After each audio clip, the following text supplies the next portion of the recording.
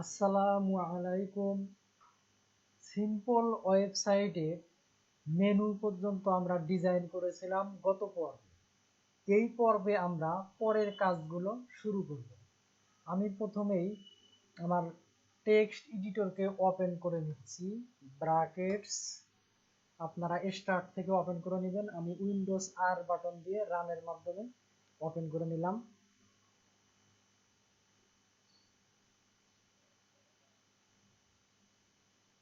একটু সময় নেবে। যদি রানের মাধ্যমে আপনারা ওপেন করতে চান তাহলে উইন্ডোজ আর যদি দেন তাহলে এরকম চলে আসবে রান, এবং এখানে যদি ব্র্যাকেটস এইরকম ভাবে লিখে ওকে দেন তারপরও অন করতে পারবেন, অথবা স্টার্ট বাটনে গিয়েও আপনারা অন করে নিতে পারেন।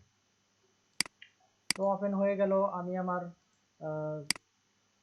লাস্ট পর্বে যে পর্যন্ত ডিজাইন করেছিলাম তা এই ফোল্ডারের মধ্যে রেখে দিছি, পার্ট 2 নামের ফোল্ডারে।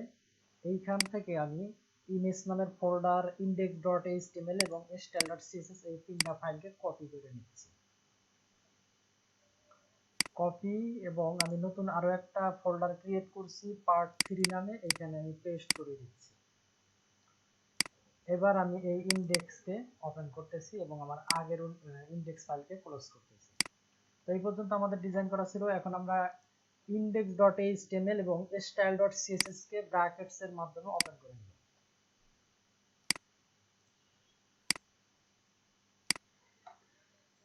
চলে আসছে।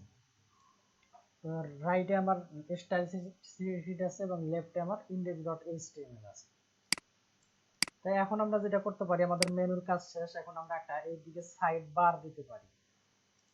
তো সাইড বার দেওয়ার জন্য আমরা হেডার থেকে বের হয়ে আসতেছি।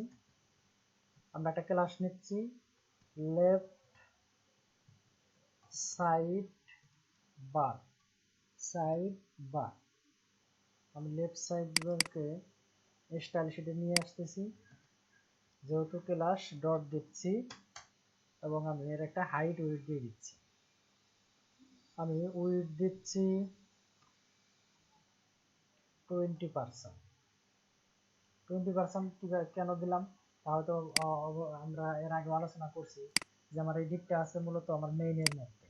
দেখেন হেডার থেকে এখানেও কিন্তু বাইরে আছে, আর এই লেফট সাইডটা আছে আমার মেইনের মধ্যে। মেইনের যতটুকু উইডথ আছে তার 20% আমি একে দিয়ে দিলাম, এবং হাইট দিয়ে দিচ্ছি আমি 500 পিক্সেল। এবার যদি একটা ব্যাকগ্রাউন্ড কালার দিই তাহলে কিন্তু আমি আমার সাইটকে দেখতে পাবো, সাইড বার দেখতে পাবো। আমি গ্রিন কালারকে রাইট ক্লিক করে এডিট করতেছি, একটু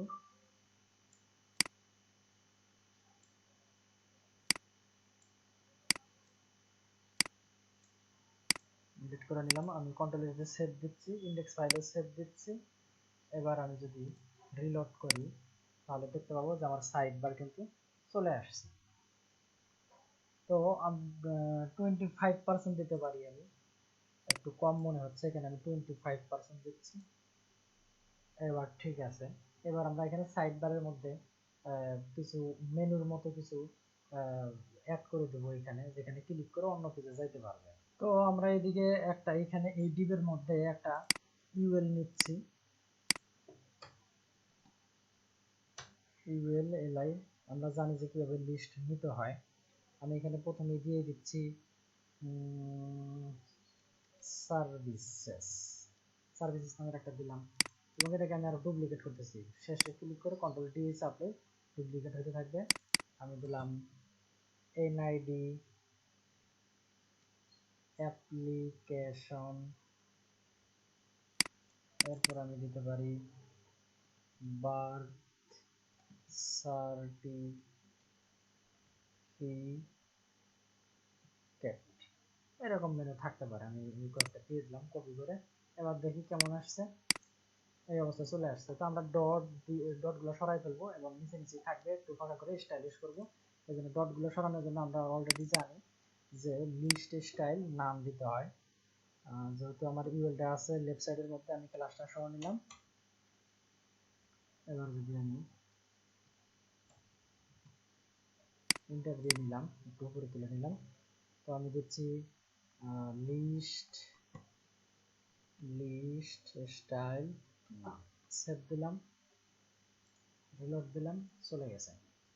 এবং লেখাগুলোকে আমি মাঝখানে আনতে চাই, আমি কি করবো, এখানে যদি টেক্সট লাইন সেন্টার দেই, মাঝখানে আসার কথা, মাঝখানে চলে আসছে। আমি প্রত্যেকটা এলআইকে একটা করে বর্ডার দিতে পারি। এলআইকে, ইউএলকে না, কিন্তু আমি এলআইকে দিব।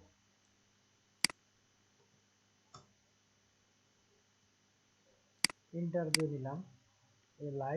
এলআইকে কি দিব, border bottom, border bottom 1 pixel,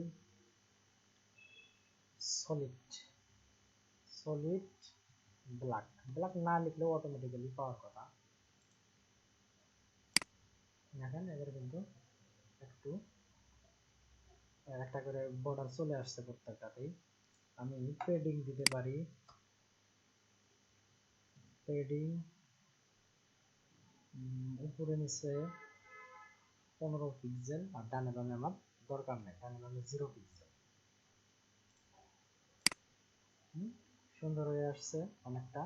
লেখার কালার গুলো আমি হোয়াইট করে দিচ্ছি, কালার হোয়াইট। ওকে, আরো একটা মেনু আমরা দিতে পারি, আরো একটা কপি করে দিই, কপি করে দিলাম। মোটামুটি সুন্দর মতো একটা আমাদের সাইড বার চলে আসছে। এবার এগুলাকে আমরা হোভার দিব। আবার কাকে দেবো, এলআইকে হোভার দিব। তো এলআই পর্যন্ত আমি কপি করে নিচ্ছি, আবার ইন্টার দিয়ে নিচে নামায় নিচ্ছি, পেস্ট, হোভার। অবশ্যই কিন্তু এখানে একটা কলন দিতে হবে, সেমিকোলন না, কলন না দিলে কিন্তু কাজ করবে না। তো হোভার দিলে কি হবে, আমার ব্যাকগ্রাউন্ড চেঞ্জ হবে। তো আমার আগের কি ব্যাকগ্রাউন্ড ছিল, এইরকম একটা ব্যাকগ্রাউন্ড ছিল, আমি এই ব্যাকগ্রাউন্ডকে কপি করে নিচ্ছি। জাস্ট এই কালারটুকু কপি করে নিতে পারি, কপি পেস্ট, এবং রাইট ক্লিক করে একটু এডিট করে দিব, একটু গাঢ় করে দিব। ওকে, সেভ। এবার যদি আমি রিলোড করি, দেখতে পাবো যে আমার, দেখেন এবার কিন্তু কি হচ্ছে, হোভার হচ্ছে, এবং মাউস পয়েন্টারে কিন্তু তীর চিহ্নের মতোই আছে। আমরা চাইলে কার্সর করে দিতে পারি। যখন হোভার হবে তখন পয়েন্টার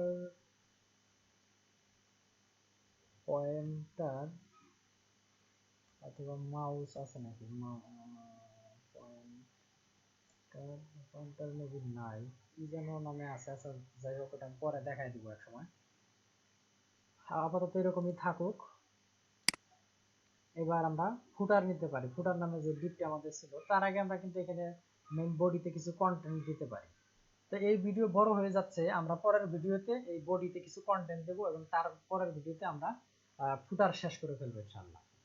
তো আগামী পর্ব দেখার জন্য আমন্ত্রণ রইল। আজ এই পর্যন্ত থাক। আসসালামু আলাইকুম।